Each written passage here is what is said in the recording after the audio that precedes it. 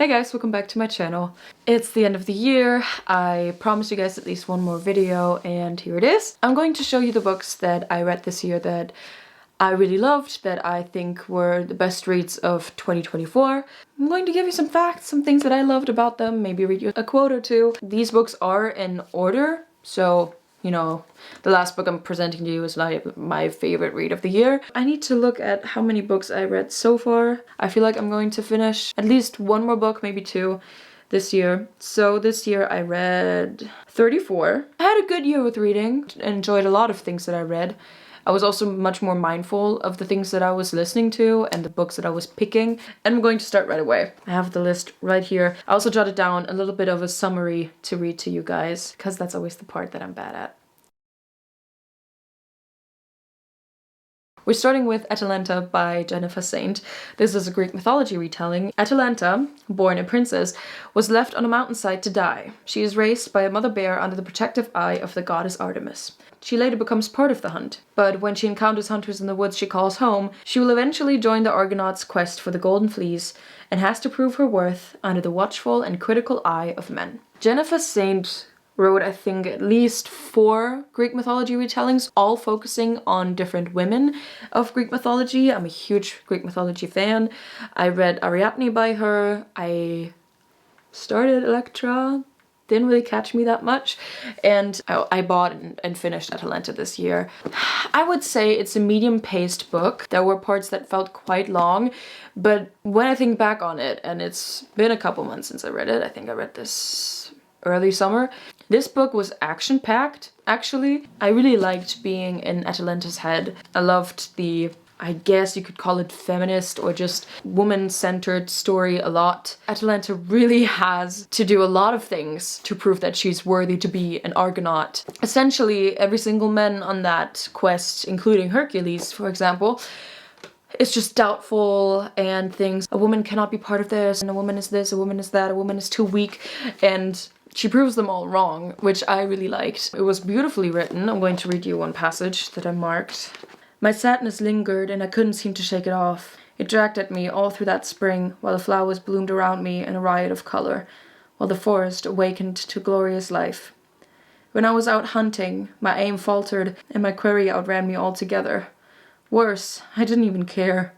The days felt flat and the afternoons long and tedious, though somehow they would spill through my fingers with nothing accomplished at all. Really loved the story, and yeah, great. The next book on this list is a memoir. It's nonfiction, and trigger warning is on the screen. I'm going to talk about sexual assault and rape. I finally got around to Know My Name by Chanel Miller, which is an incredible memoir. I'm going to read you my summary. Chanel tells her story of how she was assaulted, raped, and then catapulted into the public eye during the trial. Even though her name remained unknown, the press and public opinion, the traumatizing event, and the judgment of strangers are all part of this book, and Chanel reclaims her name in this incredibly written memoir. When I say incredibly written, I mean incredibly written. You see the amount of tabs that are on this? Not only is Chanel able to recount the events and also put down her thoughts and her feelings and her trauma, but she's also able to really encapsulate a lot of the feelings that survivors might feel, but also just people growing up. The injustice of the justice system and everything that surrounds it, and public opinion, and people trying to blame the victims and not believing them, or trying to rather save the image of the person accused, of the person who did this awful thing, than finding and trying to fight for justice for the victim, or a lot of times the survivor. It's just so awful. And it made me so angry at times. And when I heard of this book for the first time, I think it was 3 years ago when I started doing booktube on this channel, a lot of people said everybody should read this.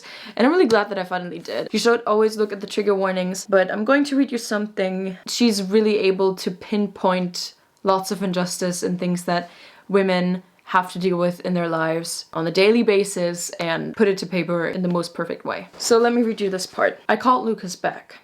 That's not fair, I said. I just want to walk home from school. I'm not doing anything wrong. I should be able to. You can walk anywhere you want. It's not fair you get to unsubscribe from the videos. You get to turn off the feed, you get to see it selectively. I don't have that option to decide not to live it. I'm trying to show you what it's like for me. It doesn't matter what I do. It doesn't matter what I wear, how I act. It's constant. The harassment is constant. I have no money for a car, and even if I did, I enjoy walking. I want to keep walking. I was crying. The situation is the following. Channel is at university and she lives in a part of town and she always walks to university. And then one night she walks back home and she notices a man catcalling her, and that happens multiple times. So she calls her boyfriend and just wants to tell him about it. And he's like, well, you maybe should get a car. She's like, why should I get a car? Why do I need to change something when it's other people making my life miserable? And then she says this. Walking down the street was like being tossed bombs. I fiddled with the wires, frantically diffusing each one. Each time I was not sure which wire would cause it to detonate, tinkering while sweat ran down my forehead. Women are raised to work with dexterity, to keep their nimble fingers ready, their minds alert. It is her job to know how to handle the stream of bombs, how to kindly decline giving her number, how to move a hand from the button of her jeans, to turn down a drink. When a woman is assaulted, one of the first questions people ask is, did you say no? This question assumes that the answer was always yes, and that it is her job to revoke the agreement, to defuse the bomb she was given. But why are they allowed to touch us until we physically fight them off? Why is the door open until we have to slam it shut? And I feel like every single person should read this because it not only tells her story. I can't even fathom what the author went through. But it also calls out so much injustice happening in our world, and it makes it so easily accessible. I feel like it's a great book if you want to know about a woman's experience, which sadly can be applied to almost every single woman you might know. I loved this book. It made me very angry, but it's also very important. If I could recommend you any book of this pile, it would be this one. The next book is one that I listened to, and it's also a German book. So far, it has not been translated. I hope it will be. So we're talking about Die Wut, die bleibt by Mareike Fallwickel, which I listened to, I think, in spring. I'm trigger warning this. This book discusses suicide and violence. Helene, mother of 3 children, takes her own life, almost randomly, at one evening at dinner. She leaves behind her angry daughter Lola, who after her mother's death seeks justice for misogynist injustices, takes questionable actions, and finds allies in the form of strong-willed women. Sarah, the other narrator of the story, Helene's best friend, tries to take care of her friend's children, while the men in her life are utterly unsupportive. This was an incredible book. It starts off with the suicide of Helene, and then switches perspectives between Sarah and Lola, Helene's best friend and Helene's daughter. I was, I think, 20 minutes into the audiobook when I ordered the book online for my mother to physically read it, because my mother is not a huge fan of audiobooks, because it was so impressive. It really focuses on these 2 women, one girl who's just, I think, 15 or 16. She's not 18 yet. And then Sarah, who's trying to really take care of the children, while she has a boyfriend, and the father of the children are completely out of the picture. You don't ever see them. You only see them not really taking care of anything. And it's sort of like a lot of injustice that was discussed here you can find in Die Wut, die bleibt, just as a novel. It's very reflective of a lot of women's lives that I met, that I am friends with, that I have a relationship to. There's guilt, there's them blaming themselves, there's so much sadness, but the main emotion that comes out here is anger. And the way that it was written was so gripping. It was really affecting me, let's just say. While I was listening to this book, I can say that I was sometimes more angry because I was listening to this book, and I sometimes actually had to pause because I was like, I cannot believe that this is happening. I started to form a relationship to the characters very early on in the book, which is also something that I admire in authors. An incredible, impressive book, and if you're German, which most of my subscribers are, pick it up. Read the trigger warnings, please. It's not easy, but very, very strong book. The next book on this list is a dark fairy tale retelling, and it's The Last Tale of the Flower Bride by Roshani Chokshi. I'm really sorry if I'm mispronouncing that. The protagonist, the bridegroom, whose name is never revealed in the course of the novel, falls in love with a mysterious and intriguing woman. Indigo. They get married and have an intense and almost perfect love story. Only there's one thing the bridegroom can't seem to shake. Indigo's one rule is to never overstep or ask about her past. What happens when he does? I don't want to say too much. All I can say is that I started this book 2 times. I don't know why I didn't finish it the first time. It's not hard to read, but I do have to say the writing is so incredible, I sometimes had to take breaks. I marked something on every single page. The reason why there's not any sticky notes on this is because every single page would have had one. It is beautifully written, especially in the beginning, and sometimes that made it, I think, harder for me to just get through. I couldn't really read it in like a week. I needed at least like 2 to 3 weeks to finish it because it was so beautifully written. Such beautiful prose. I'm trying to find a good quote that I can read you. The plot twist is amazing in the end. Great mystery. The best part of this book was the writing. The chapters are very short. I'm going to read you a couple of things. Indigo was so much like the fairy tales she loved that I suspected she was one. Or, there are 2 kinds of love. One born from smiles, and the other from screams. Ours sprang from the latter. There's so much symbolism in here. For the first time in years, I knew the lost peace of childhood, when autumns were endless and secrets unheard of, and even time revealed its coveted workings. I remembered how I once knew how to tame and lure whole hours to my side, where they might doze like sleeping beasts until I wished for them to pass. This is the last thing I'm gonna read you. Marriage asks for that crust of time you are selfishly saving for yourself. Marriage demands blood, for it says, here is what is inside me, and I tithe it to you. A marriage cannot live on honest midnights alone. That's where I'll leave it. It's exactly my kind of shit. And we'll continue with the video. We're down to the last 3. The next book on this list is Open Water by Caleb Asuma Nelson. I read this in 3 days. It took me longer than I expected. This only has 154 pages. And it's similar to the Last Tale of the Flower Bride, looking at the things that I underlined, because there's things on almost every single page. This book, I feel like, is such a treasure. It's about 2 young people that meet at a pub in southeast London. Both are black British, both won scholarships to private schools where they struggled to belong. Both are now artists, he a photographer, her a dancer, trying to make it in a world, in a city, that by turns celebrates and rejects them. They fall in love and start a life together, which is not always easy.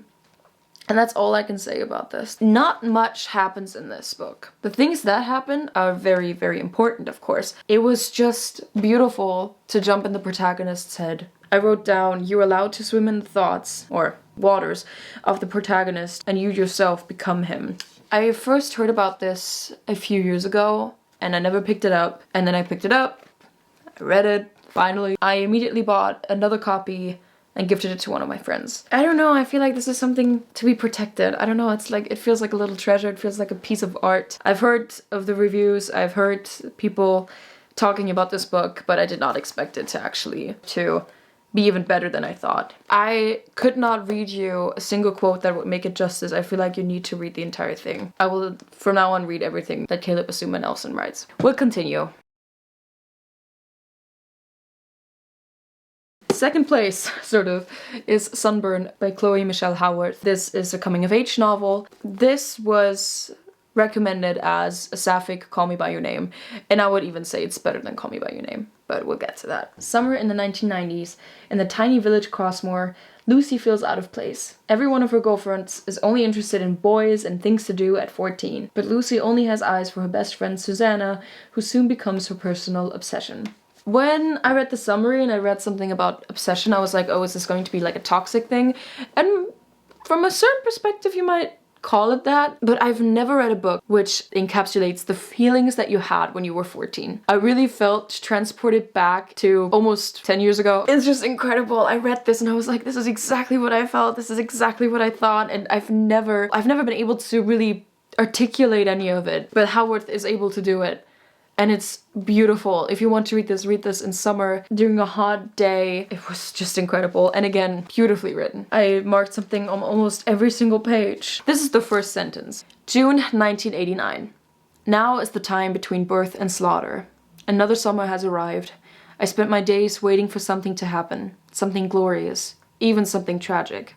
Nothing ever happens. And then a page later, she says, I can't stand being on the outside of what everyone else is feeling. And we don't stay in 1989, we actually move along quite far into the future and find out what happens to these people and to the figures, especially Lucy and Susanna. It was definitely a book that took me longer than I thought it would because it was so beautifully written. And when something is so incredibly written, someone is able to use such beautiful words, it really affects me, and I'm able to only take so much. It's like you eat your favorite snack or your favorite food, but you're only able to eat that much. It's really like that with me and words.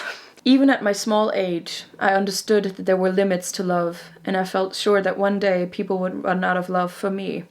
I liked it more than Call Me By Your Name. And now, my top book of this year, which I don't have that much to say about it. I'm going to read you the summary, and that's, I think, it. Tender is the Flesh by, I'm going to butcher this name. Butcher.